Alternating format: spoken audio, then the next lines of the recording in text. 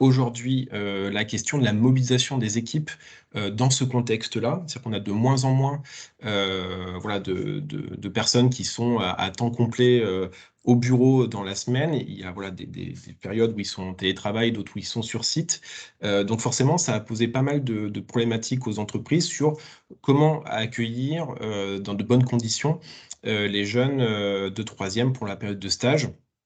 C'est-à-dire que le format qui avait un petit peu anciennement de un jeune reste avec une ou deux personnes pendant toute la semaine, mais n'est plus trop possible aujourd'hui. Et donc, ça a besoin, enfin, on a vraiment eu besoin de réfléchir sur des parcours d'accueil, sur des formats aussi innovants, et ça, on pourra y revenir un peu plus tard, où finalement la présence physique des jeunes sur site n'est plus nécessairement obligatoire ou plus nécessairement possible. Donc voilà, ça c'était vraiment important. Et puis il y avait aussi un autre point qui nous semblait assez important, c'est qu'on a eu des retours d'entreprises nous disant que voilà, il pouvait y avoir des fois des semaines de stage d'accueil de stagiaires de troisième qui se passaient pas forcément toujours très très bien. Parce que pas forcément bien préparés en amont, parce que voilà, problématique aussi avec les collèges, etc. Et que donc ça, des fois, ça donnait pas forcément envie aux collègues aux collaborateurs de se mobiliser pour une autre année sur l'accueil de stagiaires de troisième. Donc vraiment la question de la préparation, la réflexion autour de parcours, une réflexion pédagogique sur l'accueil est vraiment aujourd'hui indispensable et de plus en plus indispensable. Le deuxième point qu'on voulait aussi soulever, c'était la question de la problématique ou des problématiques de mobilité des jeunes. Alors que ça soit sur différents types de territoires, déjà sur voilà, des jeunes de troisième, voilà, ils ont 13-14 ans, donc déjà en termes d'autonomie de mobilité, ça peut être des fois compliqué. Et puis il y a des territoires qui sont quand même plus ou moins enclavés, où ça peut être compliqué pour les jeunes voilà, de se déplacer. Et puis aussi des sites d'entreprises qui sont pour le coup un peu en périphérie et donc qui enfin voilà, qui sont compliqués à accéder pour les jeunes. Donc aussi cette problématique de la mobilité, de l'accessibilité sur les sites, elle est vraiment importante. Je pense que Arnaud, tout à l'heure du groupe ADP, pourra en témoigner, parce que c'est une de leurs un vrai sujet. Donc voilà, de comment réfléchir à ça et comment mettre en place des solutions par rapport à ce sujet.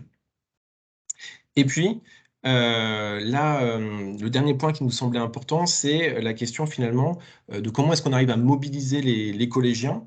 Et ça, Yasmina pourra nous témoigner, notamment à travers la plateforme Mon Stage de Troisième. Mais il y a aussi d'autres actions à mettre en œuvre, de liens en fait, directement avec les collégiens sur le terrain, avec les collèges. Comment est-ce qu'on crée aussi un réseau partenarial sur le terrain pour aussi voilà, inscrire des relations dans la durée soit directement avec les collèges, soit avec des associations qui font l'intermédiaire. Mais voilà, ça c'est vraiment un sujet important d'arriver finalement à avoir différentes sources pour pouvoir aller mobiliser des collégiens, pour aller présenter aussi les entreprises, parce que des fois, voilà, les groupes ne parlent pas forcément, ou les administrations publiques ne parlent pas forcément aux collégiens. Donc comment est-ce qu'on donne envie aussi aux collégiens de venir passer une semaine de stage dans l'entreprise, dans l'administration, et comment voilà, est-ce qu'on crée ce lien-là. Donc vous verrez, il y a beaucoup de réflexions autour de ça parmi les intervenants par la suite sur comment est-ce qu'on va vers plus de liens sur le terrain. Voilà en quelques mots les limites qu'on voulait remonter. Évidemment, il y en a d'autres, hein, et puis chaque territoire, chaque entreprise va avoir aussi ses particularités, mais c'était 3 points qui nous semblaient aujourd'hui intéressants de vous présenter. Et puis n'hésitez pas voilà, à poser des questions dans le chat si vous en avez, et puis à la fin, on aura un temps de questions-réponses aussi si vous souhaitez réagir par rapport à tout ça. Vous l'aurez donc compris, au-delà des limites, nous, notre questionnement porte vraiment sur comment accueillir des stagiaires de troisième.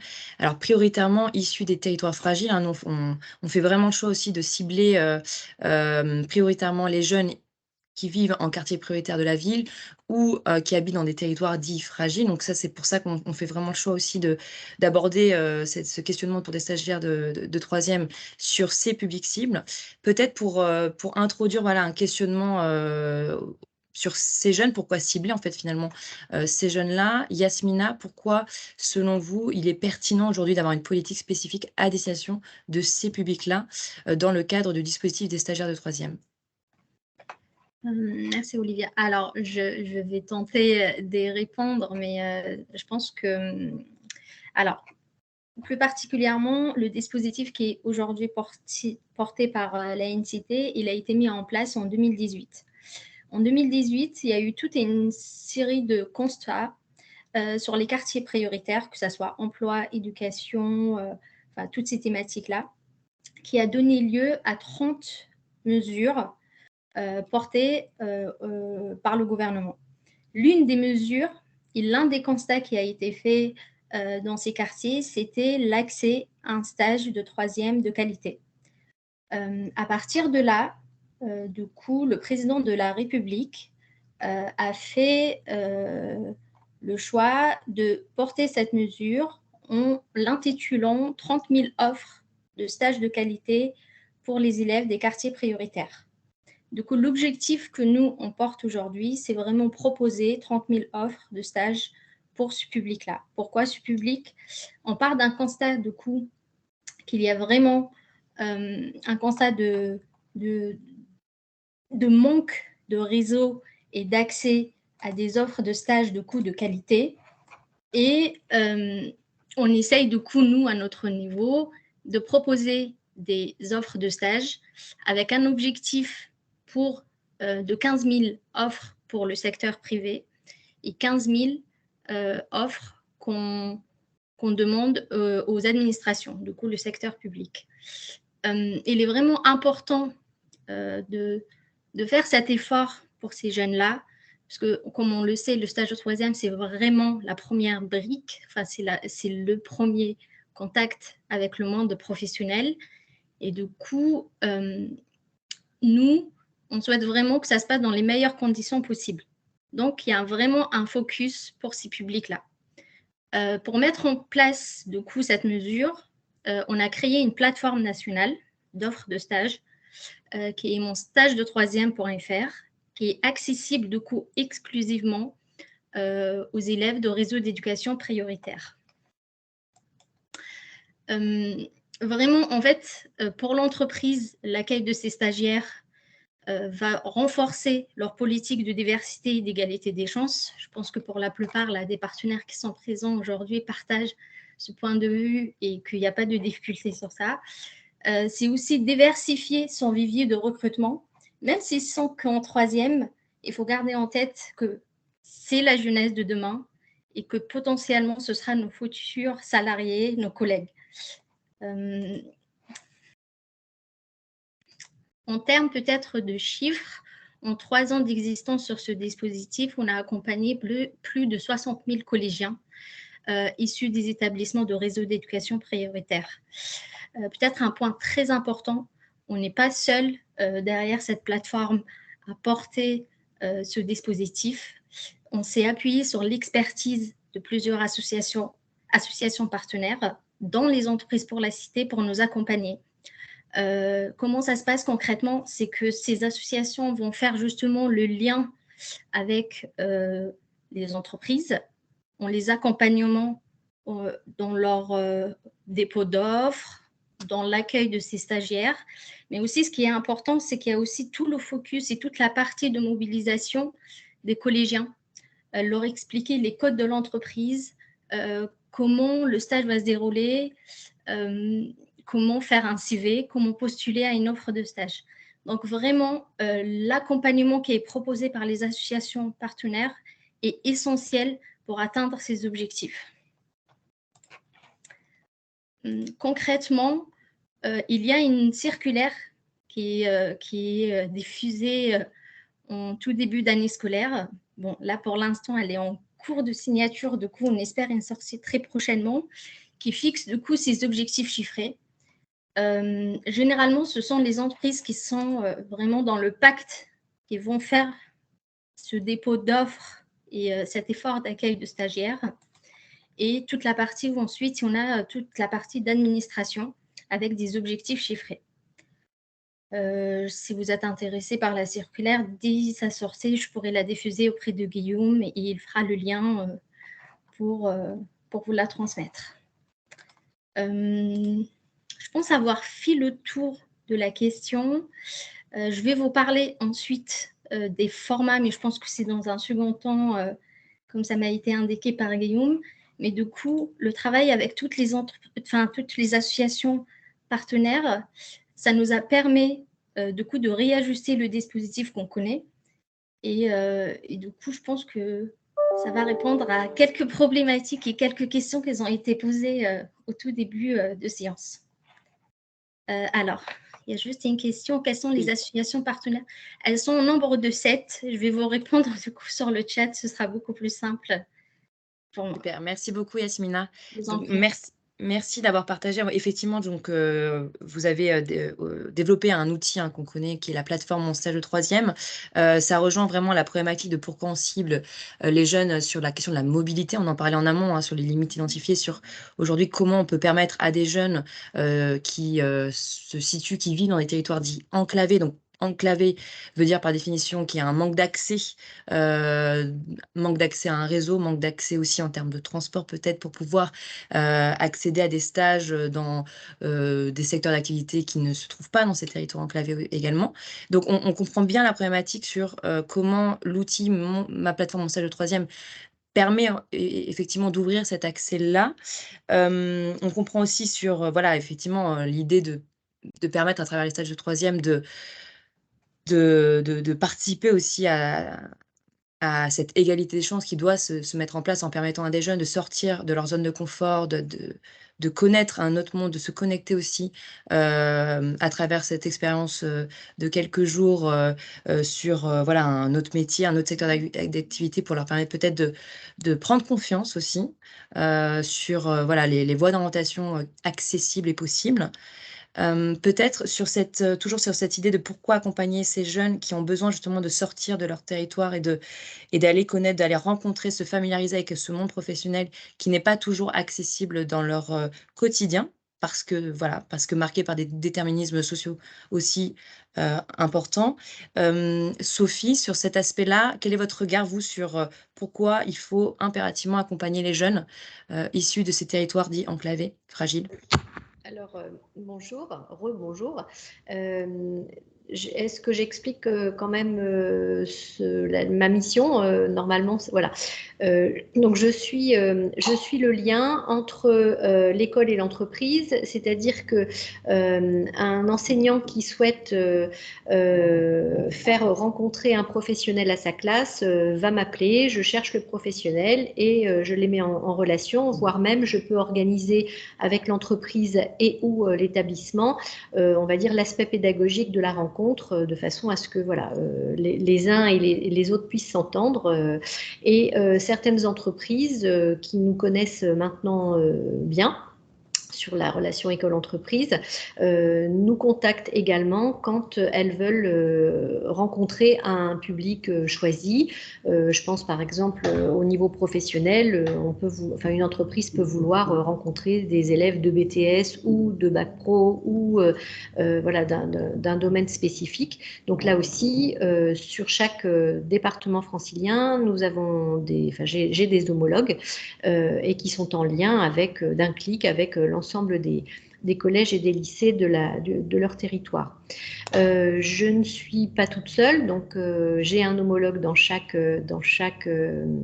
département, au moins de l'Académie de Versailles. Créteil et Paris fonctionnent un petit peu différemment, mais dans l'idée, c'est qu'il y a quand même un chargé de mission relations école-entreprise dans chaque département francilien qui peut faire ce travail de liaison. Et nous sommes également accompagnés par des ingénieurs pour l'école qui sont des personnels sortis de leurs entreprises pour 3 ans, quelquefois renouvelables, et qui sont à disposition des établissements scolaires pour ces rencontres. Et ces ingénieurs pour l'école mettent en place également des projets pour faire connaître non pas leur entreprise, excusez-moi, non pas leur entreprise, mais le domaine d'activité de l'entreprise dans laquelle ils travaillent. Voilà. Ces ingénieurs donc pour l'école sont à disposition là aussi des établissements et même des associations dans certains cas. Alors, ces jeunes qui doivent être accompagnés, comme vous dites, c'est un des premiers liens qu'ils ont avec l'entreprise en troisième, mais pas que. Hein. Le parcours à venir, c'est de la sixième, on va dire, à la terminale. Et nous avons effectivement besoin des entreprises pour voilà, élargir cette connaissance de l'entreprise, ses codes, son fonctionnement, et puis bien sûr tout ce qui va avoir attrait à un domaine spécifique ou à des métiers spécifiques.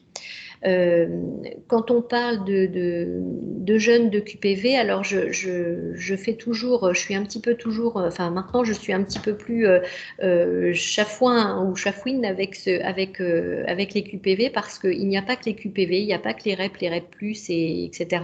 Il y a aussi tous les jeunes qui sont en ruralité, qui ont exactement les mêmes difficultés que nos jeunes en QPV parce que complètement éloignés. Et pour voilà, sur le 78, j'ai toute une partie du département qui est très on va dire le Nord Yvelines qui est quand même assez industrialisé, alors que le Sud Yvelines, on est dans la forêt, dans les champs et avec plein de petits villages qui sont très très loin de tout. Et ces jeunes n'ont pas plus accès aux entreprises ou alors à des entreprises elles aussi vraiment éloignées des établissements ou du lieu d'habitation de ces jeunes. Et que là aussi, je crois qu'il faudrait faire un effort particulier pour aider et en transport et en connaissance des entreprises de ces territoires de façon un petit peu plus importante, voilà, à mon sens. Il y a quand même pour moi une différence entre le avant Covid et le après Covid, mais je pense que ça on en parlera peut-être un petit peu après, parce que les chefs d'établissement ont compris hein, que les stages ce n'est pas forcément que pendant la semaine juste avant Noël ou juste avant les vacances de février. Donc là aussi, tout un travail avec les chefs d'établissement et pas forcément qu'avec les jeunes pour les accompagner dans cette démarche de se dire que les stages, ça peut être toute l'année et effectivement sous des formats complètement différents. Voilà. Je pense avoir fait moi aussi le tour pour montrer que voilà, tous ces jeunes doivent être effectivement accompagnés. Je dirais que bon, comment Yasmina fait partie voilà des contacts que l'on a pour voilà pour pouvoir diffuser l'information au niveau des stages. Et puis les associations sont pour nous des incontournables quant au fait que ces jeunes et les enseignants doivent être accompagnés dans cette recherche de stage parce que c'est vraiment des profils voilà, qui sont quand même loin voilà, et assez éloignés de ces domaines d'entreprise. J'ai pour habitude de dire que souvent un enseignant est né dans un cartable et va mourir dans un cartable et que quelquefois l'entreprise est vraiment très éloignée de ces enseignements et que lui aussi doit être accompagné pour pouvoir faire en sorte que ces élèves trouvent des stages intéressants et, comme disait Yasmina, de qualité. Voilà. Très bien, merci Sophie. Est-ce que vous avez peut-être des questions? Sinon, on va pouvoir enchaîner justement sur la partie format innovant, au-delà des limites. En tout cas, ce qui ressort aussi justement, avant de laisser la parole côté entreprise, parce que finalement, on a plusieurs parties prenantes hein, dans cette expérience au niveau des dispositifs des stages de troisième. On a évidemment voilà, les jeunes, parce que nous, ce qui nous importe, c'est que les jeunes puissent avoir des stages de qualité, comme le disaient bien Yasmina et Sophie, aux côtés aussi des enseignants qui soient impliqués finalement aussi dans la démarche et accompagnés. Hein. Effectivement, il y a un enjeu aussi d'outillage et d'accompagnement des enseignants sur la recherche de ces stages. Donc voilà, on a l'outil plateforme Mon Stage de Troisième qui permet également aussi d'ouvrir l'accès et de connecter ces territoires enclavés, car effectivement, dans le terme enclavement, finalement, on parle de tout territoire qui manque de cet accès, de ce réseau. C'est aussi une expérience donnant-donnant, on a tendance à dire aussi pour l'entreprise, puisque lorsqu'on accueille des stagiaires de troisième, on peut aussi voilà, grandir avec voilà, cette expérience-là, à la fois dans la transmission, le fait de transmettre voilà, son expérience professionnelle en tant que collaborateur, collaboratrice à des jeunes, mais aussi de pouvoir renouer ce lien avec cette génération et avec l'école aussi, puisque derrière nous, on a toutes et tous été à l'école, donc c'est important aussi de renouer ce contact-là. Et puis, s'engager finalement, s'engager côté entreprise aussi sur voilà, ce dispositif qui, on le sait, est un dispositif qui permet aujourd'hui de faire un premier pas vers l'égalité des chances, de permettre aussi à des jeunes de peut-être trouver leur voie, en tout cas d'élargir le champ des possibles. Donc c'est pour ça aussi que c'est côté entreprise finalement une expérience qui est assez intéressante à avoir. Donc maintenant, je vais laisser la parole à Jenna qui va reprendre la suite sur les formats innovants. Merci Olivia. Alors, je laisserai la parole en premier à Elisabeth, vous présenter le format qu'ils ont mis en place. Mais pour remettre un peu de contexte, on a vu en début de webinaire qu'il y a quand même un certain nombre de limites qui sont observées sur le télétravail, la présence des collaborateurs, le lien avec les collèges qui n'est pas forcément toujours évident, les questions de mobilité aussi. Et on s'est rendu compte aussi que post-Covid, les entreprises ont souhaité se remettre dans une dynamique d'accueil des stagiaires de troisième parce qu'on s'est aussi rendu compte que le Covid a été une période de rupture pour certains jeunes et que les jeunes issus des territoires fragiles avaient été encore plus impactés que d'autres jeunes. Donc, il y avait vraiment cet engagement de l'entreprise. Et en même temps, l'entreprise fait face à un certain nombre de contraintes internes. Et donc, ce qui était intéressant de vous présenter aujourd'hui, c'était qu'est-ce que ces entreprises ont pu proposer, mettre en place en interne pour répondre à cette envie d'accueillir des stagiaires de troisième, de faire découvrir son écosystème, le monde de l'entreprise, ses métiers, et en même temps pouvoir répondre à ces contraintes internes. Donc, je vais laisser la parole à Elisabeth Talon du Crédit Agricole Technologies et Services. Donc, je laisserai Elisabeth présenter l'entreprise en 2 mots et puis qui va vous expliquer comment ils en sont arrivés à construire ce parcours interne et puis après, de manière très pragmatique, voilà, comment ça s'est déroulé, les gens qui ont été mobilisés et puis les leviers, les freins qui ont pu être identifiés sur ce dispositif.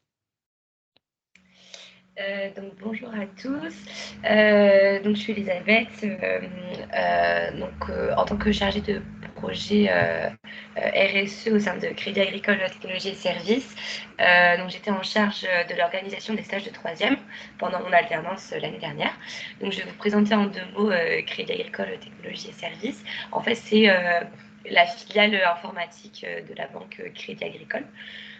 Donc c'est l'entreprise en fait qui va s'occuper de toute la maintenance et la conception du système d'information de la banque Crédit Agricole. Donc dans le cadre de ma mission, en fait, CATS avait pour objectif de développer ses actions, enfin de renforcer un peu ses actions en faveur de l'inclusion des jeunes.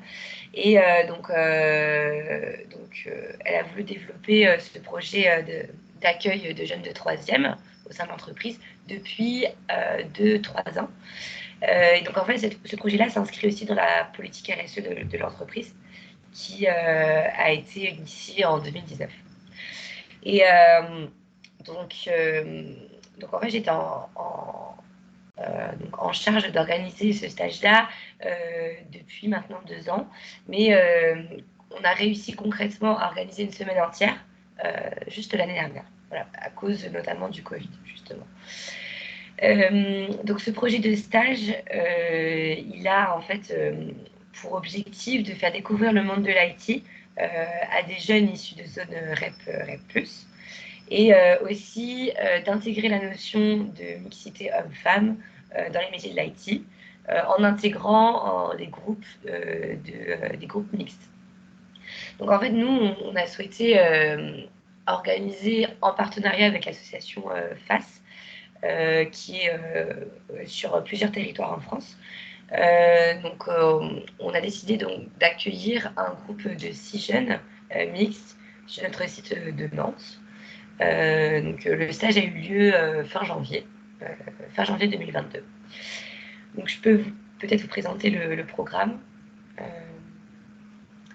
Alors, donc en fait, on a souhaité faire vraiment créer un programme très complet pour leur faire découvrir vraiment tous les pans de l'entreprise et les faire échanger en fait avec des personnes de services différents, que ce soit des services RH aux services beaucoup plus techniques, à la cybersécurité. Voilà, on a vraiment voulu leur donner une vision globale de toute l'entreprise. Avant d'aller un peu plus dans le détail du planning, en fait, on a organisé cette semaine donc avec plusieurs ateliers, des ateliers de présentation sur toute l'entreprise, des ateliers de découverte et aussi, en fait, on a mis en place une activité, c'est-à-dire qu'on voulait un petit peu que ce stage sorte de l'ordinaire. Donc, on a imaginé un format où ils pourraient travailler en groupe sur un projet donné. Et ensuite, l'objectif, c'était qu'ils nous présentent finalement leur projet. Donc, on s'est dit qu'on allait les faire travailler sur un fil rouge. C'était donc imaginer l'application idéale pour les collégiens. Voilà. Donc, on leur a fait travailler dessus toute la semaine. Évidemment, ils étaient accompagnés par 2 référents donc, qui les accompagnaient sur ce projet-là, mais aussi qui les accompagnaient tous les matins pour les accueillir via un petit déjeuner. Voilà. Donc, je vais rentrer un peu plus dans le détail. Donc, tous les matins, on avait un accueil qui était fait par 2 référents qui les a suivis tous les jours.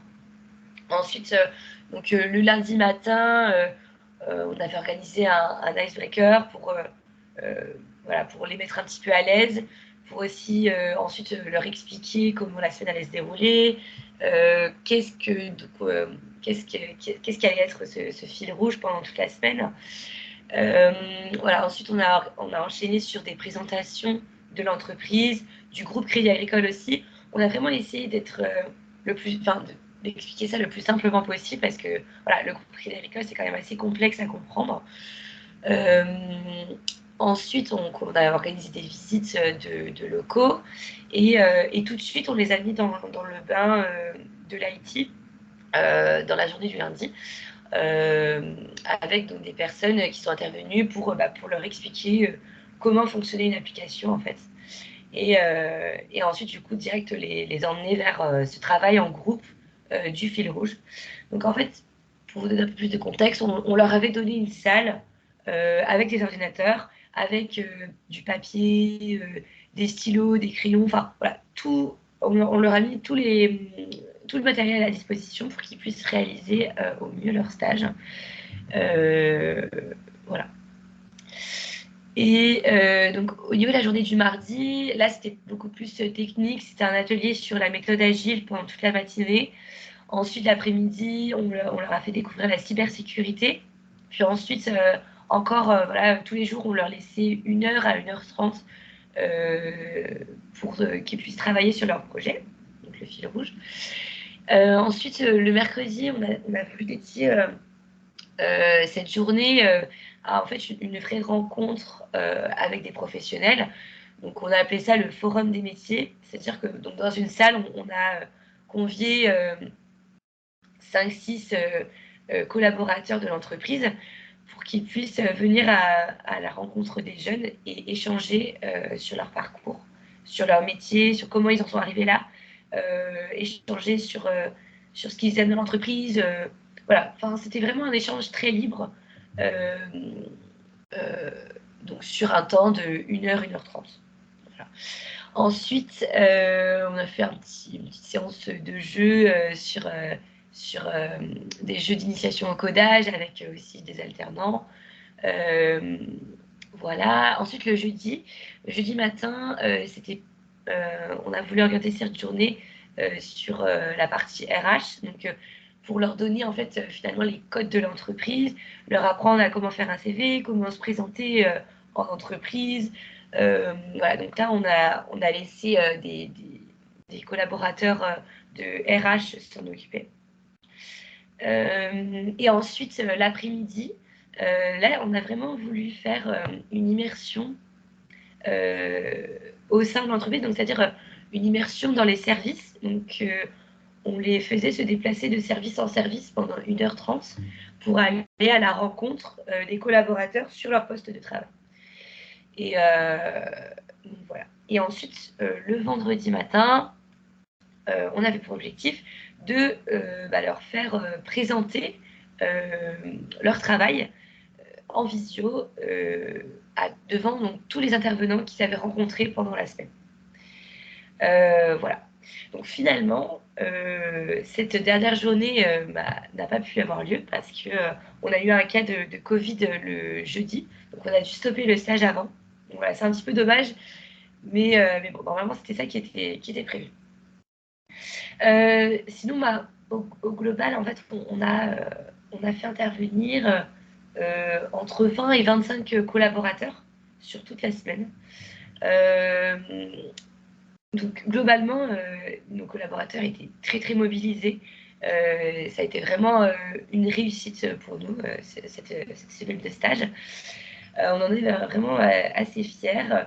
Et donc, je vais vous énoncer un petit peu les points positifs, les points négatifs de cette organisation de stage.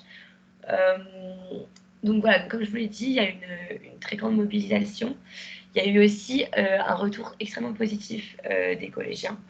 Voilà, on a pu aussi faire... en fait, les 2 référents qui les ont suivis pendant toute la semaine nous ont vraiment fait des très, très bons retours. Concernant les collégiens, ils étaient ultra assidus, ils étaient très ouverts, très intéressés, ils posaient énormément de questions. Ensuite, en fait, ils nous ont aussi dit qu'il y a eu, il y a eu des échanges très fluides entre les collégiens et les intervenants, et vraiment à tous les ateliers. Bon, il y en avait certains qui étaient plus ou moins impliqués sur certains ateliers, mais voilà, c'était assez normal finalement, parce que du coup, je pense qu'il y en avait, au niveau de la globalité de tous les ateliers, il y en avait un peu pour tous les goûts finalement. Donc voilà, ça c'était vraiment très positif. Aussi, les intervenants nous ont fait des retours aussi et nous ont dit que les ateliers qu'on avait organisés étaient très pertinents et de leur point de vue à eux aussi, ça a intéressé les collégiens. Donc voilà, le fait de diversifier, je pense, tous les ateliers, ça peut être un bon point. Et maintenant, je vais passer au point un peu plus négatif. Alors, voilà, je vous parlais d'un programme très complet, mais peut-être justement trop complet, dans le sens où c'était assez compliqué finalement à enchaîner tous les ateliers. Il y avait certaines fois, il fallait stopper l'atelier d'avant et vite passer à l'atelier d'après. Il n'y avait peut-être pas assez de temps de pause. Enfin, c'était très intense en fait comme rythme. Et ça a été un rythme l'intensité du rythme a été ressentie par les collégiens et aussi par les intervenants. Voilà. Et aussi, donc, ces 2 personnes référentes finalement qui les ont suivies tout au long de la semaine, c'était sur la base du volontariat, mais c'était quand même assez compliqué aussi pour eux, très intense pour eux à poursuivre toute la semaine. Et aussi, parce qu'en fait, ils se sont énormément impliqués. Et aussi, voilà, il y avait leur travail à côté, évidemment, leur projet à eux. Donc, c'était assez compliqué d'allier les deux. Et voilà. Mais par contre, ça restait quand même... ils se sont énormément impliqués parce que ça restait pour eux très, très intéressant. Voilà. Elisabeth, Oui. je vous coupe une seconde parce qu'il y a une question Oui. de la NCT. Les référents étaient Oui. bien des salariés CATS, les Oui. 2 référents qui étaient là toute la semaine. Oui, c'était des salariés de CATS. Oui. Voilà. Donc le rôle de l'association partenaire dans ce cas-là, ça a été la mise en relation avec le collège. C'est ça. En fait, le rôle de l'association, ils nous ont proposé une date 2 mois à l'avance pour aller à la rencontre des collégiens, pour pouvoir sélectionner les collégiens dans le collège. Et ensuite, voilà, c'était juste un rôle de mise en relation, en fait. Voilà, D'accord. et normalement, ils auraient pu intervenir pour la partie RH, justement, le jeudi matin, pour l'atelier sur les CV savoir-être. Et finalement, ils n'ont pas pu, voilà, au dernier moment. Donc, c'est nous qui nous sommes occupés. Ok, bravo. Ouais, c'était important, enfin moi ça me semblait important que Elisabeth puisse vous partager cette expérience parce qu'on retrouve quand même beaucoup de bonnes pratiques sur la mise en place de parcours internes. On a ce programme, hein, même si effectivement c'est ce que vous disiez, c'était finalement un peu chargé, mais c'est bien parce que ça permet aussi aux entreprises qui pourraient avoir envie de s'en inspirer, d'avoir ce point de vigilance. La bonne pratique aussi d'avoir un fil rouge.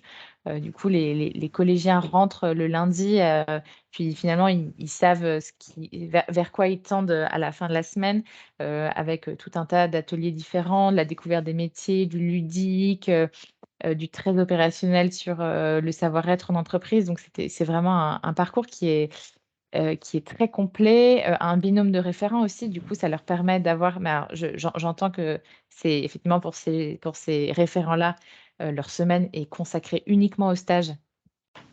Mais j'entends que c'est important, ça permet, à ce groupe de collégiens, d'avoir, voilà, d'identifier 2 personnes référentes et donc aussi d'être, sans doute plus à l'aise dans les échanges, Oui. les échanges avec les collaborateurs, d'oser poser des questions parce qu'au bout du compte, au bout de 5 jours, voilà, ils commencent à bien les connaître. Donc il y avait beaucoup de bonnes pratiques, je pense, à partager dans ce format-là. Merci en tout cas, Elisabeth, pour ce témoignage. Merci à vous. À Nantes, je voulais vous partager très rapidement une autre expérimentation qu'on a fait. Donc à Nantes, on a eu de la part de certains de nos entreprises membres une demande d'organiser des stages inter-entreprises. Donc pourquoi inter-entreprises? Parce que certaines activités de nos entreprises membres ne permettaient pas l'accueil de stagiaires voilà, sur une semaine entière. C'était compliqué sans les reléguer à des moments parfois pas très intéressants. Certaines des entreprises sont loin, ont des problématiques de mobilité. C'est pas évident, pour elles de faire venir des collégiens, sur une semaine. Donc ils sont en capacité de mettre en place des choses pour un groupe, pour une journée, mais pas forcément pour un collégien sur la semaine. Donc il y avait un certain nombre de contraintes, internes. Pareil avec le télétravail, accueillir un collégien sur une semaine entière, bah, avec le télétravail, c'est compliqué. Son tuteur n'est pas forcément là toujours. Donc il y a vraiment eu, toutes ces contraintes. On est arrivé à expérimenter cette semaine de stage interentreprise. Donc l'objectif, c'est, donc un groupe de jeunes, collégiens, d'un collège de quartier politique de la ville, qui vient chaque jour dans une entreprise différente. Et donc l'entreprise propose sur la journée, bah, un parcours un peu similaire, forcément beaucoup plus court et beaucoup plus condensé. Et là, pour le coup, le rôle de l'association partenaire, donc en l'occurrence, c'était nous, elle est assez importante. Notre rôle dans cette semaine de stage inter-entreprise, elle a été, multiple. Le premier, c'est le lien avec le collège. Donc on a fait le choix, de travailler avec, un collège implanté en quartier politique de la ville, heu et de sélectionner, alors de sélectionner, c'est pas le bon terme, mais en gros, de faire cette semaine de stage inter-entreprise avec les 10 jeunes qui n'avaient pas trouvé de stage. Donc c'était, une volonté, de la part du principal du collège pour ne pas démobiliser les élèves dans la recherche de stage, parce que finalement la recherche fait partie intégrante de l'apprentissage, et en même temps, ça permettait aussi à ces 10 jeunes qui restent un peu sur le carreau, 2 semaines avant, de s'assurer d'avoir, un stage de qualité. Donc c'est voilà, on l'a fait cette année et les entreprises étaient, très partantes, donc on est parti là-dessus. On a ce rôle de fil rouge aussi, aider les entreprises à co-construire la semaine pour s'assurer que, on présente pas, 5 fois le même métier, que chacune présente, des secteurs, des filières différents, des métiers différents. On a co-construit, enfin, avec, le principal du collège aussi, un livret de stage et les entreprises. L'objectif de ce livret, c'est que, les collégiens puissent avoir, cet outil fil rouge, des questions à poser, des informations à aller chercher, des petits défis aussi à faire, chaque jour pour un peu, animer la semaine de stage et qu'à la fin, ils aient un document qui leur permette, de faire un rapport de stage parce que c'est pas évident de faire un rapport de stage, quand on a visité 5 entreprises différentes dans la semaine. Voilà, donc c'est vraiment l'outil qui va leur permettre de faire ce rapport et c'est donc un outil, qu'on valide avec le principal du collège, et avec, et avec les différentes entreprises pour s'assurer d'avoir une cohérence et un fil rouge. Donc, je ne vais pas rentrer plus dans le détail parce qu'il y a d'autres personnes qui doivent intervenir. Mais si vous avez des questions sur ce format stage inter-entreprise, donc, on déploie sur Nantes, mais on peut déployer sur tous nos territoires. Hésitez pas à vous rapprocher de votre référent et puis je serai ravie de vous en dire un peu plus. Un grand merci, Jenna, pour cette présentation, et puis Elisabeth aussi pour cette présentation de ce parcours avec beaucoup d'éléments en effet amenés. Je vous propose qu'on laisse la parole maintenant à Arnaud Pouilly du groupe ADP, qui voilà, a un projet aussi d'accueil de collégiens de troisième sur les 3 plateformes aéroportuaires en Île-de-France. Donc voilà, Arnaud, je vous laisse la parole pour nous donner plus d'éléments sur ce projet. Ouais, je suis dans la position du gars qui parle après les autres, donc je vais essayer de ne pas répéter ce qui a été dit et puis de faire le lien quand même avec ce qui a été dit et puis les parties précédentes. Alors, QPV, REP, REP+, PEB, je vais essayer de vous parler qu'en acronyme parce qu'en général, je pense que ça facilite le dialogue. Au-delà de cette bonne blague, sur les QPV, nous, on a fait comme Monsieur Jourdain, on a fait un peu des QPV sans le savoir. Bien sûr qu'on a des accords pactes avec un Q, bien sûr qu'on a un volume de stages à réaliser auprès des jeunes des QPV, mais notre philosophie n'est pas celle-là, ce n'est pas une philosophie réglementaire.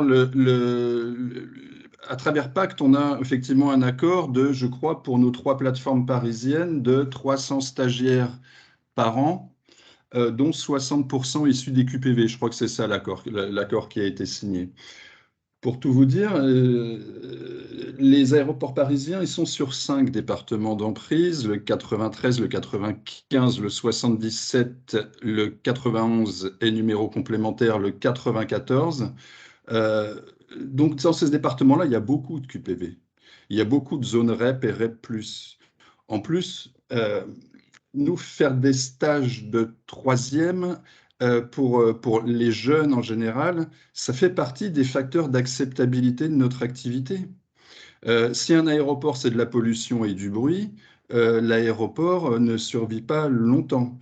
Alors, ces stages, je rajoute le PEB, donc du coup, c'est le plan d'exposition au bruit. Nous aussi, on regarde des collèges qui sont dans des zones d'exposition au bruit, puisqu'il faut bien qu'il y ait des externalités positives qui viennent compenser les nuisances que peuvent représenter les aéroports. C'est pour ça qu'il y a les stages, c'est pour ça qu'on travaille sur de l'emploi local, c'est pour ça qu'on travaille sur la diversification économique et le développement économique de nos territoires. Alors, ce qui est donc encore une fois, les QPV, oui, c'est une cible, et oui, on atteint notre objectif, mais on est sur une politique excessivement volontariste, puisque nous, on voudrait réaliser, et on y est presque déjà, 1500 stages de troisième. Pour vous donner une idée, même en plein Covid, alors que 80% du trafic aérien avait été abattu, on a réalisé 2 fois plus de stages de troisième qu'avant Covid. Donc, on est sur une politique excessivement volontariste. Alors, vous l'avez peut-être remarqué, quand on est volontariste et qu'on lève le droit le premier, du coup, effectivement, on a tendance à être le réceptacle de toutes les limites et de toutes les contraintes de tous les acteurs. Des acteurs associatifs, des principaux de collège, de l'éducation nationale, des académies. Et il faut faire parce que par rapport à nos élus et par rapport à la responsabilité qu'on a vis-à-vis des habitants de nos territoires, il faut faire. Alors oui, toutes les limites qui ont été dites sont vraies. Le télétravail, oui, ça aide pas à avoir des tuteurs et à amener les jeunes sur le terrain. Oui, il faut faire du distanciel, mais en même temps, un vrai stage de troisième, c'est une découverte de métier sur place. Oui, il y a des problèmes de mobilité, mais il faut les résoudre. Tout ça fait que, oui, il y a plein de limites, mais nous, à la limite, ces limites, c'est so what, quoi. Ces limites, il a fallu les lever. Après cette introduction, c'est comme ça que j'arrive au format innovant, c'est que malgré toutes les contraintes de mobilité, de no-show pour certains de ces jeunes, etc., eh bien, quand même, il faut arriver à proposer des formats innovants, de qualité, en quantité et tout de suite. Alors là, quand vous avez ça comme cahier des charges, effectivement, il faut commencer à réfléchir. Je vous donne une autre petite donnée qui va vous intéresser, c'est que sur les aéroports parisiens, le groupe ADP représente à peu près 4% des emplois. Si je vous dis ça, c'est pour vous dire que si on veut offrir un large panel de découverte des métiers aux jeunes de nos territoires, ben, ça veut dire qu'il faut travailler avec l'ensemble des métiers présents sur les aéroports, donc avec l'ensemble ou beaucoup de partenaires de l'aéroportuaire, de l'aérien et de l'aéronautique qui sont présents sur nos plateformes aéroportuaires. Un format innovant pour qu'il soit performant, je ne vais pas vous faire l'affront de vous rappeler que pour que ça fonctionne, il faut que ça soit gagnant-gagnant, de la création de valeur pour les territoires, pour les collèges, pour l'éducation nationale et pour les entreprises. Donc, c'est à ce défi-là que l'on se confronte, que si on veut faire un programme innovant, large en quantité et en préservant la qualité. Donc, ce qu'on s'est dit très vite, c'est qu'une seule entreprise comme ADP, du fait de sa représentativité, ne pouvait plus accueillir des stagiaires de troisième pendant une semaine. Donc, on est parti sur le principe de la rotation. Et puis, on s'est dit, c'est un problème d'attractivité des métiers, d'attirer les jeunes qui vont travailler dans nos entreprises demain, sur des territoires où le niveau de formation est faible, le niveau de diplôme est faible, donc il faut réduire cet écart par rapport aux besoins des entreprises et à la situation réelle des jeunes de nos territoires et des moins jeunes. Donc il a fallu créer quelque chose. Donc on s'est dit, on ne peut pas le faire tout seul, nous, ADP. Donc on a un premier axe de développement qui est assez innovant, c'est d'aller recruter des entreprises, d'autres entreprises qui travaillent sur nos plateformes aéroportuaires. Ça peut même être des services compétents de l'État, hein. Aller recruter d'autres entreprises. Après, on s'est dit, si on veut faire 1500 stagiaires de troisième, à moins d'en accueillir, enfin, d'avoir un nombre de formats de journée extraordinaire, on est obligé de le faire par groupe. On ne peut pas faire un collégien par un collégien. On n'arrivera jamais, je vous laisse faire le calcul vous-même. Donc on est parti sur des groupes. Là, on s'est associé avec un partenaire associatif. Là aussi, le gagnant-gagnant, c'est forcément l'associatif, le public et le privé. Ce partenaire, c'est Tous en Stage, et Tous en Stage a pour vocation d'aller démarcher les collèges, les principaux de collèges, et de faire des promos d'une vingtaine de collégiens par collège, sur entretien, sur motivation par rapport au milieu de l'aérien. Et ça permet aussi de limiter le nombre de no-shows. Donc, on teste la motivation et ça permet de lever des limites. Donc, premier axe, les entreprises. On est en train de recruter des entreprises. Deuxième axe, les collèges. Alors, pour démarcher les collèges, nous sommes en lien permanent avec tous les élus. Donc, on travaille aussi avec eux à l'identification des collèges qu'ils jugent prioritaires. Ils peuvent être en QPV ou pas forcément, mais souvent, effectivement, ils sont issus des QPV. Et c'est avec eux qu'on décide quel collège on va démarcher. Après, il y a les contenus. Alors, les contenus, on dit, oui, avec le Covid, il y a plus de télétravail, etc. Mais on nous dit en même temps, comme je le disais en introduction, oui, mais un vrai stage de troisième, c'est une découverte sur le terrain. Alors, bien sûr, on a développé pour la journée ADP de nos rotations interentreprises des formats digitaux qu'on peut utiliser, mais on essaye de privilégier les stages en présentiel. Donc voilà ce que je voulais vous dire. Donc notre programme, en fait, c'est 1500 stages à terme. Ce sont des stages multi-entreprises, si possible en présentiel, et pour créer de la valeur pour l'ensemble des parties prenantes, parce qu'il n'y a que ça qui marche, le gagnant-gagnant dans la durée. Donc voilà, je vous ai fait un panorama assez rapide de nos axes de progression pour industrialiser nos stages. Pour nous, c'est un point vraiment, vraiment clé, évidemment de désenclavement des territoires, mais pour l'emploi aussi. Pour l'emploi aussi, comme je vous le disais, on a un faible niveau de diplôme. Et puis sur le marché de l'emploi, aujourd'hui, qu'est-ce qui se passe? Chez les cadres, c'est quasiment du plein emploi. Enfin, un petit bémol. Pour les cadres jeunes, c'est quasiment du plein emploi. Et pour les gens formés, c'est quasiment du plein emploi aussi. Donc, nous, on a intérêt très en amont pour le bénéfice de tous, à aller chercher des jeunes, susciter des vocations et leur faire découvrir toute la palette des métiers qu'il y a à l'aéroport. Il y a plus de 800 entreprises qui travaillent sur les aéroports parisiens aujourd'hui. Aujourd'hui, quand vous recevez des jeunes, ils pensent que ADP, ce sont des hôtesses de l'air et des pilotes. Bah, justement, ces deux métiers-là ne sont pas chez ADP ni dans la communauté aéroportuaire. Donc, c'est une façon de leur faire découvrir toute la palette des métiers et puis de leur dire aussi, regardez, il y a un métier pour vous chez nous. Chez nous, il y a un métier pour vous. Ne partez pas du principe, il faut lever les idées reçues que vous devrez être bilingue sur tous les métiers, que vous devez avoir fait Polytechnique pour bosser sur un aéroport, c'est faux. Donc voilà, donc ça répond à toutes ces demandes-là. Je ne sais pas si je suis au bon niveau de granularité. Je pourrais revenir sur les différents points, sur toutes les limites que vous avez indiquées. Oui, la mobilité est un problème. Surtout quand on fonctionne en système de promo. Surtout quand le territoire d'emprise des aéroports est large. Donc oui, au cas par cas, on arrive à développer des business models pour financer les transports. Parce que même si la région paye le pass Navigo, eh bien parfois c'est compliqué de maintenir les jeunes sous tension dans le dispositif et qu'ils fassent les déplacements. Donc dans certains cas, on est obligé effectivement de cofinancer les transports.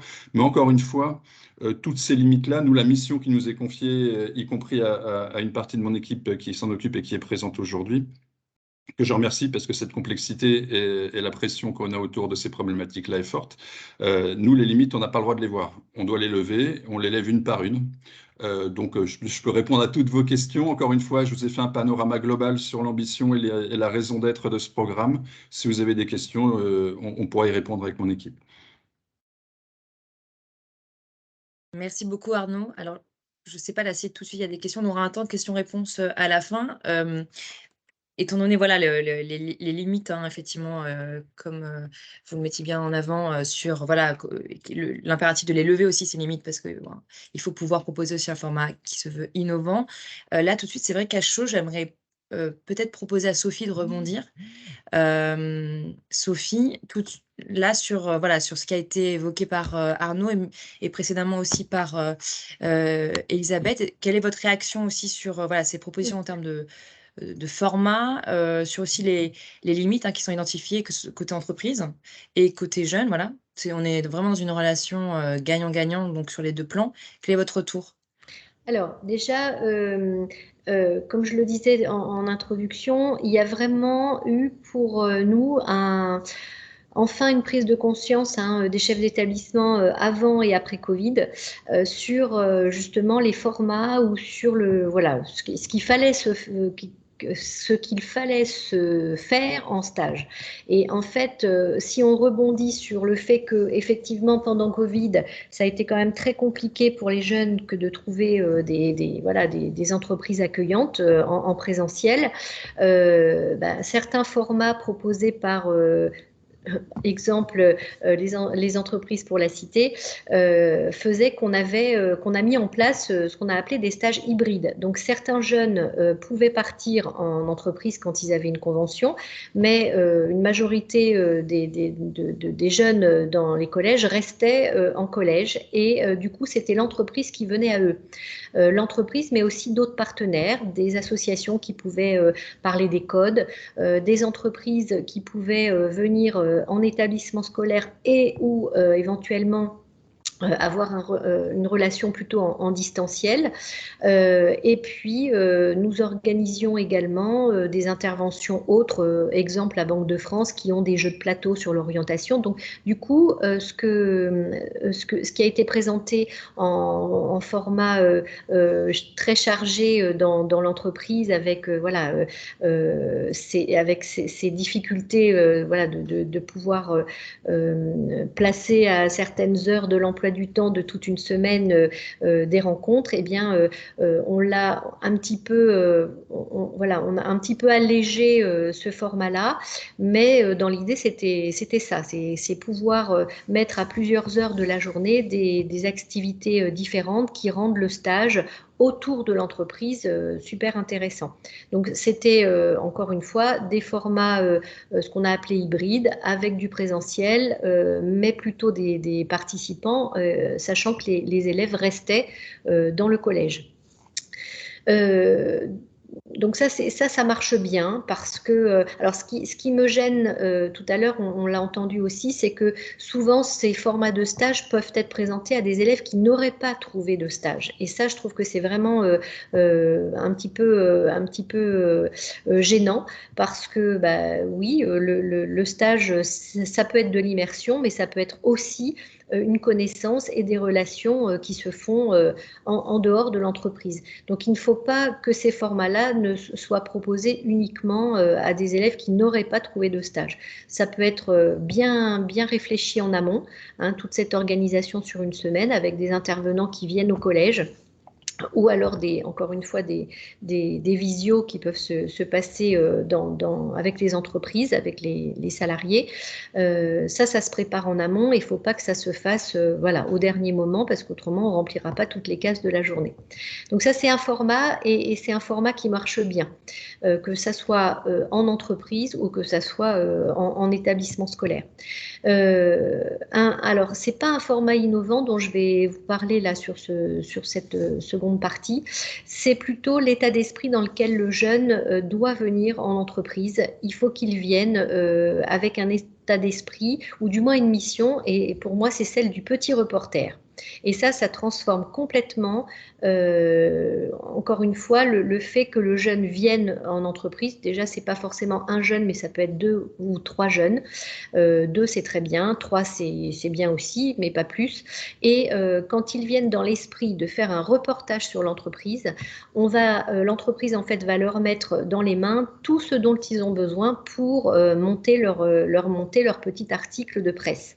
L'idée, c'est qu'ils puissent connaître le pourquoi de la création de l'entreprise, qu'ils puissent effectivement rencontrer différents services et des témoignages de salariés, qu'ils puissent prendre quelques photos et puis que l'entreprise ou une association extérieure à l'entreprise puisse aider ces jeunes à monter leur article de façon à ce qu'en fin de semaine, ils puissent avoir voilà, fait leur petit reportage, le présenter bien évidemment et le faire valider par l'entreprise, et puis ils repartent avec toutes les infos. Alors si le reportage n'est pas fait, n'est pas terminé, eh bien c'est l'occasion pour les enseignants de s'emparer voilà, de cette activité en cours pour que ce reportage puisse se terminer et être présenté, puisque c'est beaucoup l'oralité qui prime sur le retour de stage. Effectivement, ils peuvent travailler donc cet outil pour montrer ce qu'ils ont fait en entreprise et ce qu'ils y ont vu. Voilà, je rebondissais et c'était à Arnaud que je m'adressais, que ce que j'ai fait dans le chat, c'est que effectivement vous travaillez avec les élus, c'est bien, mais c'est vrai aussi que les chargés de mission relations école-entreprise de chaque département ou des académies, bon, et effectivement vous touchez deux académies en l'occurrence. Enfin surtout Créteil, mais bon voilà, un petit peu aussi Versailles. On a la connaissance de certains projets que les établissements ont. On a des classes aéro, on a des classes métiers de l'artisanat, on a des classes, on va dire, ou des projets qui colorent certaines classes de certains établissements. Et pour le coup, certains établissements sont à la recherche de stages ou de rencontres professionnelles de certains domaines. Et effectivement, sur l'aéroportuaire et sur l'aéronautique, il peut y avoir effectivement des jeunes qui, en plus de devoir faire un stage de 3e, sont vraiment motivés parce que le fil rouge existe déjà dans l'établissement. Vous avez parfaitement raison. Pour vous répondre, je n'ai pas tout dit de nos partenaires, mais de toute façon, dans chaque département, les commissions en charge des relations école-entreprise sont nos partenaires au quotidien aussi. Okay. On a évidemment, nous travaillons avec chaque département, avec les commissions éducation ou formation de chacun des départements. Et nous sommes en relation avec tous les collèges qui proposent des bacs pro aéronautique ou aéroportuaire. Oui, tout à fait. Je vous parlais des élus parce qu'il y a aussi dans toutes les parties prenantes à satisfaire, il y a bien évidemment les élus, mais la cheville ouvrière au quotidien, ce sont effectivement les responsables d'éducation des départements avec lesquels nous travaillons. Ce qui me permet d'ailleurs de mettre à la fois une limite, mais là aussi qu'on a le devoir de lever, c'est que quand on part sur des principes de promotion pour arriver à faire beaucoup de volume et beaucoup de qualité, parfois, il peut y avoir des difficultés à ce que cette offre de stage très large trouve sa place sur les plateformes départementales où chaque département a ouvert sa propre plateforme de stage de troisième, où le point de contact est le gamin, enfin le collégien, alors que nous, effectivement, dans ce système de promotion, le point de contact est le principal du collège. Donc là, on est en train de lever cette limite en mettant sur les plateformes départementales notre offre de stage qui vient, et les enfants pourraient s'inscrire dessus à titre individuel et venir compléter les promotions déjà constituées sur certaines dates. Donc ça permet à la fois de nourrir les outils des départements sur leur propre plateforme de stage de troisième en complément de notre programme collectif. Donc l'idée, c'est vraiment ça, c'est-à-dire d'être aussi auprès des territoires pour le fonctionnement de leur propre plateforme. Donc l'écosystème n'est pas constitué que des élus et de nos partenaires associatifs, mais bien évidemment des personnes en charge sur le territoire. Et ça, je vais rajouter un petit coup de pub, puisque là, c'est parti il y a déjà 2 ans maintenant. Chaque académie a créé une adresse générique pour qu'on puisse répondre aux demandes des entreprises ou aux offres des entreprises. Donc, exemple, pour l'Académie de Versailles, c'est facile, c'est écoleentreprise@ac-versailles.fr, comme vous pouvez avoir écoleentreprise@ AC-Paris ou AC-Créteil. Et si une entreprise a un besoin ou une proposition, alors j'ai besoin d'un stagiaire, j'ai besoin d'un apprenti, ou alors je peux offrir tant de stages à telle période, et bien derrière, il y a les chargés de mission relations école-entreprise de l'éducation nationale qui récupèrent l'information et qui la rediffusent voilà, aux établissements ou au personnel qui peuvent répondre à la demande de l'entreprise. J'ajouterais les MEDEF aussi dans les acteurs qui sont importants en matière de relais dans la relation école-entreprise. Oui, tout à fait. Un grand merci Sophie pour cette présentation, et puis j'insiste sur le fait en effet que ce guichet unique, là, cette adresse mail unique, elle est vraiment importante, donc n'hésitez pas à vous en saisir. Je pense que Sophie, vous pourrez nous partager peut-être les adresses pour vos collègues, enfin pour l'Académie de Versailles et puis celles qui sont en région parisienne, et puis pour les entreprises qui sont hors région parisienne, n'hésitez pas aussi à revenir vers vos référents des entreprises pour la cité. On pourra regarder avec vous aussi pour vous mettre en relation avec les bonnes personnes sur les territoires. Voilà, ce sont des relais précieux qui connaissent bien les établissements scolaires, les collèges, les lycées, les professeurs, les principaux proviseurs. Donc vraiment, n'hésitez pas à vous en saisir. C'est voilà, quelque chose de neuf et il faut vraiment s'en saisir au maximum. Il nous reste 20 minutes. Je laisse la parole à peut-être Yasmina, juste pour voilà, nous un peu en guise de conclusion sur cette partie format innovant, avec votre voilà, vision très nationale côté ANCT, en travaillant avec beaucoup d'acteurs associatifs, en étant en contact beaucoup sur le terrain. Voilà, je ne sais pas si vous avez des éléments complémentaires à apporter par rapport à tout ce qui a été dit. Et, voilà, je vous laisse maintenant la parole. Guillaume, j'ai envie de dire que je suis face à des experts stage de troisième.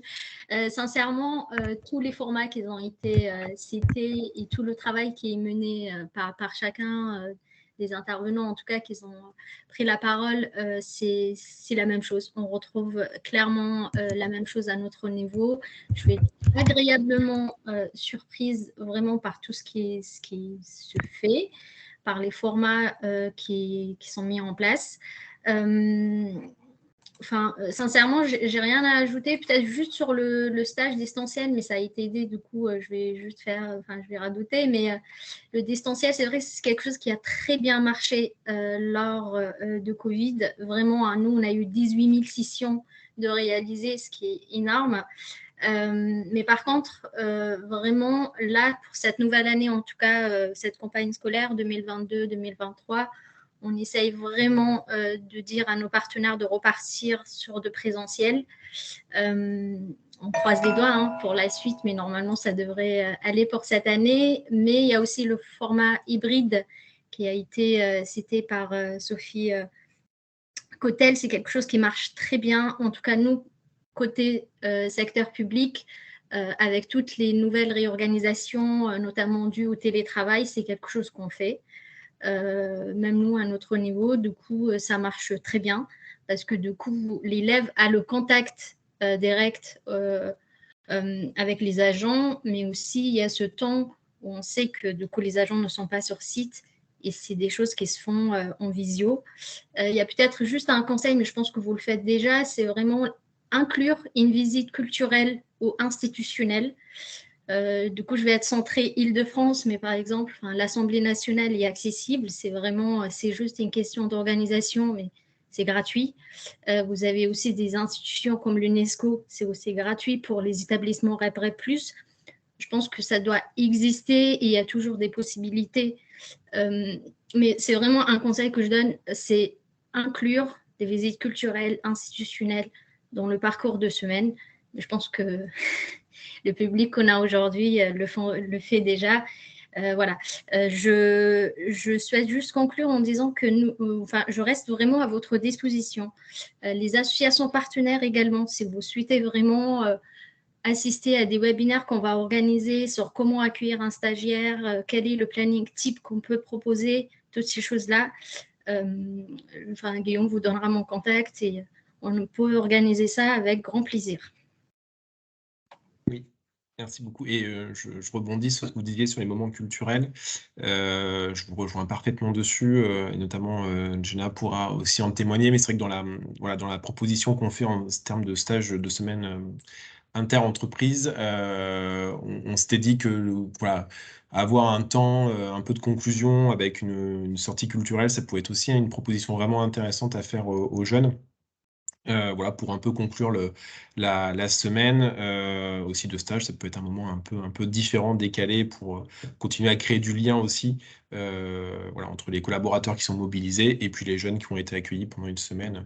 Voilà, c'est des idées, c'est pas une obligation, mais en tout cas, nous on l'avait pas mal réfléchi comme ça. Donc, pour rebondir là-dessus, sur l'aspect culturel, deux choses. Nous, on a un programme, ça compte aussi comme des stages de troisième conventionnels qu'on mène avec la région Île-de-France, avec le programme du CRT, du Conseil régional du tourisme, sur un programme qui s'appelle 1000 stages. Et là, évidemment, c'est une rotation aussi. Et il y a des lieux culturels, je crois qu'il y a le château de Versailles notamment dedans. Ça, c'est le premier point. Et deuxièmement, et on y réfléchit aussi en matière de culture, mais cette fois-ci de culture d'entreprise, on essaye de réfléchir aussi dans les journées de stage à avoir un contenu sur les codes de l'entreprise, les comportements à avoir en entreprise, puisque ce sont là aussi ce qu'on appelle en langage Jean-Claude Van Damme, les soft skills. C'est aussi un manque qu'on peut voir dans nos territoires. On le voit dans les jeunes qui se proposent à l'embauche ou parfois, quel que soit le niveau de compétence, ce niveau de comportement en entreprise et de connaissance des codes est un facteur bloquant. Donc, autant le traiter très en amont dès les stages. Donc, c'est aussi quelque chose auquel on pense. Si Jenna, tu souhaitais rajouter quelque chose sur la partie Très, très rapidement, en fait, la partie culturelle, elle est venue du fait que certaines des entreprises qui accueillaient des stagiaires sur la semaine de stage interentreprise avaient des partenariats avec des musées parce que pour des entreprises du BTP, ils ont pu faire des travaux dedans. Voilà, donc certaines entreprises sont mécènes aussi de lieux culturels. Donc ça peut être l'occasion de profiter de ces partenariats d'entreprises que les entreprises peuvent avoir pour demander une ouverture, une visite, un accès aux jeunes sur la semaine, sur un format de 2 heures, sur la demi-journée si le matin est réservé à la présentation des métiers. Donc effectivement, c'est des idées c'est des idées qui ont pu être évoquées et bien entendu, on avait un principal de collège qui était plutôt, très intéressé et très partant pour ça. Merci. Avant de passer il nous reste un peu plus de 10 minutes, mais avant de passer à la partie questions-réponses, je laisse la parole à ma collègue Julia, qui est directrice de l'antenne de Bordeaux, pour nous parler d'un format de stage inter-entreprise qui a été déployé localement. Je te laisse Oui. la parole. Merci Guillaume. Effectivement, peut-être en ouverture, vous parlez d'un projet qu'on a déployé depuis 2 ans. On a eu une demande de certaines entreprises du réseau à Bordeaux concernant des jeunes en situation de handicap, en nous disant, et en particulier de Cdiscount, il y a 3 ans, on se rend compte que si on laisse faire un peu le hasard et on espère que ces jeunes viennent vers nous, finalement, on a très rarement des jeunes de 3e en situation de handicap qui sollicitent les grandes entreprises pour faire leur stage. Donc, on aimerait bien que le réseau Les Entreprises pour la Cité nous accompagne pour accueillir ces élèves. Et on aimerait bien ne pas le faire seul, c'est-à-dire le faire en partenariat avec d'autres entreprises du réseau pour que ces jeunes puissent découvrir sur 5 jours, chaque jour, une entreprise différente. Donc, on leur a dit, ben, on y va. Donc, nous, notre rôle, ça a été d'identifier des entreprises du réseau qui ont envie de participer à ce projet. Donc, 5 jours, 5 entreprises. Et ensuite, on s'est chargé d'identifier un partenaire sur le territoire qui nous permette en fait d'avoir un groupe d'élèves, d'une dizaine d'élèves, qui soient disponibles sur les mêmes dates et qui puissent faire ce stage interentreprise. Donc la première année, on s'est rapproché de l'Institut national des jeunes sourds de Bordeaux, qui en fait, accompagne des élèves de 3e dans leurs, locaux, qui ne sont pas en fait dans des collèges classiques, mais qui sont vraiment scolarisés à l'INJS. Et en fait, ces jeunes avaient 2 semaines de stage à faire sur leur année de 3e, donc ça nous a permis de leur laisser faire 1 semaine de stage, sur leur thématique et peut-être leur choix d'orientation et de les inviter, sur la 2e semaine à découvrir 5 entreprises. Donc voilà, on a été sur un format, 1 journée dans chaque entreprise, avec un peu comme on a pu le voir dans les différents témoignages de ADP et CATS, l'idée sur la journée de faire un format de parcours, de faire découvrir différents métiers, d'allier visite et témoignages de collaborateurs, mais aussi ateliers ludiques. Et donc, on a permis à ces jeunes de découvrir des grandes entreprises et aussi de faire passer le message à l'Institut des jeunes sourds que des stages en milieu ouvert étaient possibles pour ces jeunes-là, que l'entreprise était prête à accueillir des jeunes en situation de handicap, qu'on était capable d'adapter les contenus. Mais la leçon qu'on en a tirée, c'est que finalement, on a eu peu d'adaptations à mettre en place. On a nous-mêmes brisé nos stéréotypes. On pensait au début faire beaucoup d'écrits avec ces jeunes-là et on nous a dit, mais non, en fait, pas du tout. Ils ont en général du mal à l'écrit, donc il vaut mieux faire un stage classique et on aura des interprètes à disposition. Certains sont oralisants, ils parlent un petit peu. Donc du coup, ils lisent sur les lèvres. Donc on était en période de Covid. Du coup, une des seules adaptations, c'est qu'on a eu des masques transparents pour ces jeunes-là. Et donc, on a eu la présence des interprètes. Voilà. Et en ouverture, l'idée, c'était de se dire que ce dispositif de stage de 3e peut aussi être utilisé par les entreprises pour aller plus loin, pour investir des thématiques transverses comme le handicap. Parce qu'un des effets très forts de ce stage, c'est qu'on a aussi sensibilisé les collaborateurs en interne des entreprises au handicap de ces jeunes. Et on le sait, sur la question du handicap, la rencontre, ça vaut 10 webinaires et 10 fiches pratiques. Et donc, on s'est rendu compte qu'on avait aussi cassé beaucoup de stéréotypes par cette rencontre. Et les entreprises nous ont demandé donc de recommencer ce dispositif cette année. Et on s'est tourné cette fois vers des jeunes neuroatypiques, qui étaient des jeunes adultes. Donc, on est sorti du stage de 3e. Mais là, pour la 3e année, les entreprises m'ont dit, on a beaucoup aimé travailler avec des jeunes adultes, mais on aimerait à nouveau retourner vers des stages de 3e, des jeunes de 3e, parce qu'on pense que c'est à cet âge-là que se jouent beaucoup de choses et la découverte de l'entreprise, la levée des freins. Vous le savez, c'est vraiment ce premier contact avec l'entreprise et si on le manque, ça peut entraîner des blocages de l'autocensure des jeunes pour leur projection professionnelle derrière. Voilà. Merci Julia pour ce témoignage. Je propose qu'on passe à la partie, voilà, si vous aviez des questions à poser à nos intervenants ou voilà, des réactions, n'hésitez pas, c'est votre moment. Vous posez dans le chat si c'est plus simple.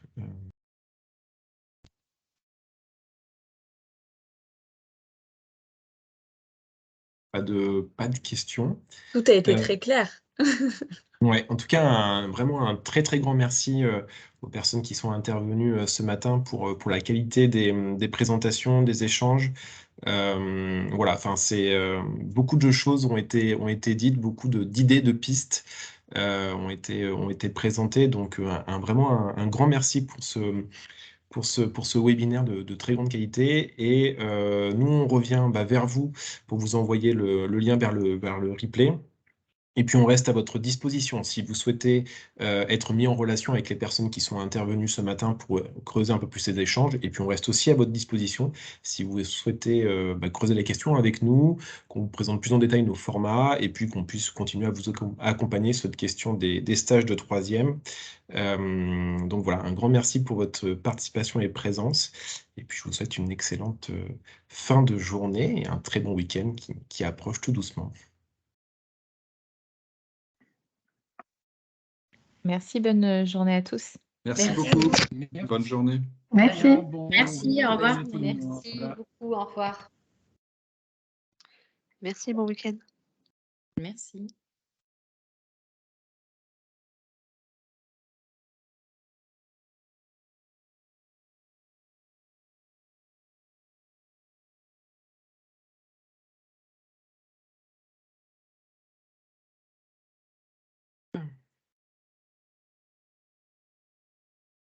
On arrête l'enregistrement.